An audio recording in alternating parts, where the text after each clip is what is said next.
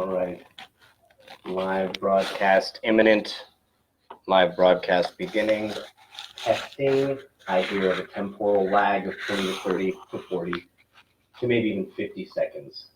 So I'm just going to keep speaking here. All right. I'm going to keep speaking until I see evidence of 2, even 3, or even 4 joiners, viewers, compatriots, collaborators, compadres, comrades, dare we say.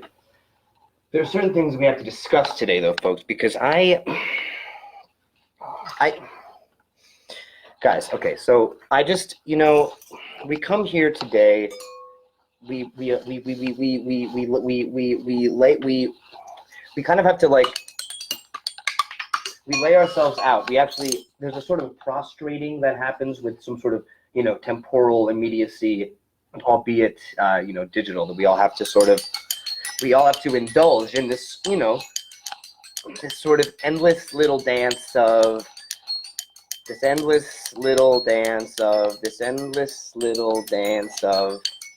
like, it's like a square dance, it's kind of like, it's like a square dance, it's kind of like, it's like a square dance. It's like a square dance.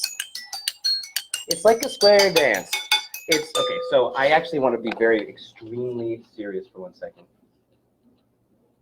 Okay, the second was more than 1 second, but it's okay because we have a lot of expansion, we have a lot of relativism happening here in a sense that I have only really been able to fathom, well, basically never, like there's a certain cartoonish element to existence that seems to come into play now. It seems to come into play when we're confronted with our own mortality in a time like this. There's like this inherent absurdity. There's a certain absurdity to life. I don't think that's lost on any of you here. You came to this conference for a fucking reason. We're here for a reason. We're eating, remember that candy, Reese'n? There's no wrong way to eat a Reese's. Reese's peanut butter cup cereal, Reese's Peen Butt, Reese's Cream Cup, Reese's Scene Hut. Jabba the Hutt actually invented the concept of consuming candy in the very first episode of Star Wars Episode 17, the first episode of our episode 17. And so kind of see the element of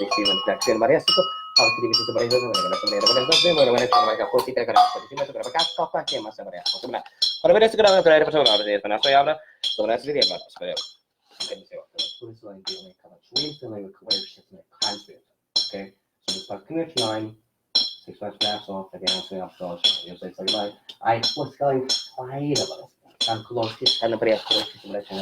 So Huey Lewis and the News actually covered this topic in their first, second, and third albums that were actually released on earwax cylinders that Thomas Edison pulled out of his right nipple hole and then proceeded to actually sort of smear around, and he had an automated process that was actually proprietary and actually went down in history as one of the most remarkable human inventions to ever grace the corporeal or temporal or metaphysical planes that we all inhabit, or that we all, tend to expound about either verbally or sonically in various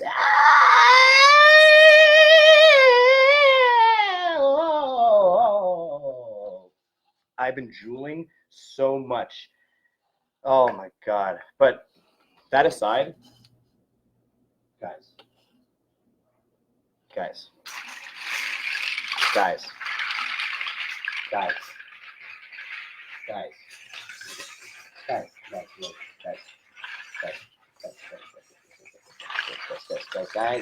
I knew that you were going to say something to me, guys.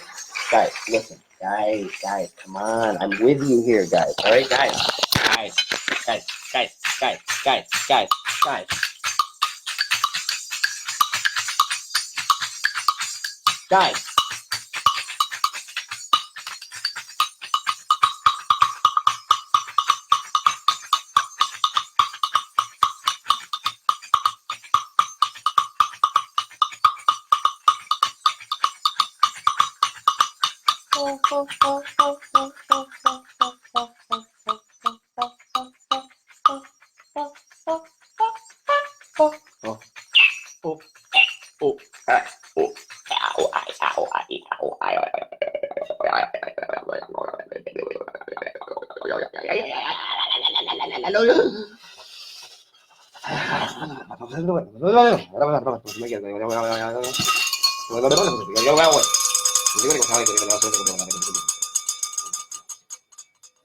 Terry Crews called me up. He left clues for me at a Ghoulish Blues Cruise. Okay, I was watching Blues Clues and I had no news for cool dudes or rude dudes or anyone that canoodled pool noodles in the first place. Okay, there are weird things afoot when we embrace.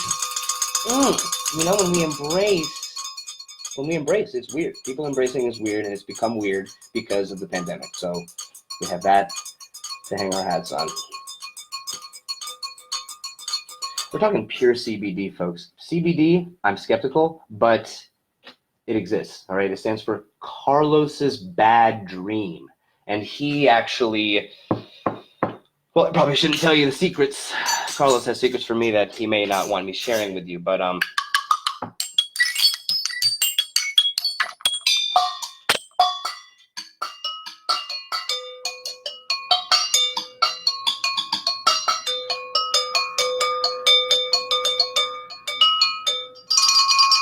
some dude chews the accrued ooze from Tom Cruise. Tom Cruise has been oozing a lot of accrued nutrients, all right? He's very crude, but he knows what to do when he cops a tude and he gets nude. He's not afraid to take a nude snooze on a booze cruise, all right? He's not afraid to just really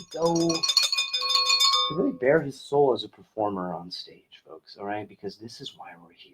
Right? It's ethos, it's pathos, it's athos, it's porthos, it's Aramis, it's Pyramus, it's Thisbe, it's the pyramids, it's Ibiza, it's Giza.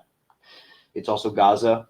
That's a much heavier topic. I understand that. And I'm acknowledging that, and I'm saying that, and I'm speaking, and I'm indulging, and I'm trying to synthesize, and I have experiences that you have also had, but I also have experiences that are discreetly my own and uniquely my own, but I also feel weird about the concept of ownership, even when it comes to experiential ownership, because the conceptual reality of experientiality is honestly a reflexive sort of self-folding into the oblate spheroid of earthly dynamics, which we are all students of.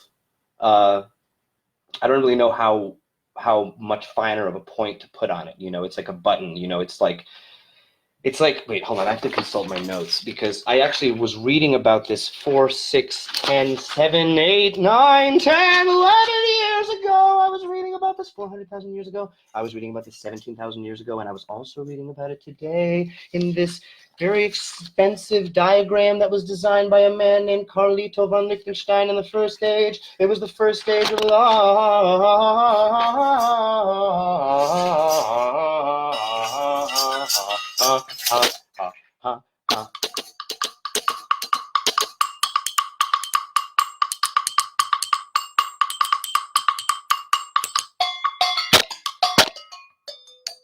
It's called the Purdy Shuffle right there, folks, all right? It's called the Purdy Shuffle, baby. Come on, come on, come on, come on, come on, come on, come on, come on. Let me sing the bomb, sing the bomb, sing the bomb, sing the bomb, sing the bomb, sing the bomb, sing the bomb, sing the bomb, sing the bomb, sing the bomb, sing the bomb, sing the bomb. But when we think about, there's certain, I know I hate to interrupt, but there's certain experiential, you know, realities of life, you know, liberty, happiness, pursuing it, therein, thereof, within, aboard, about, above, according to, across, after, against, along, among, around, at, because of, beneath, beside, besides.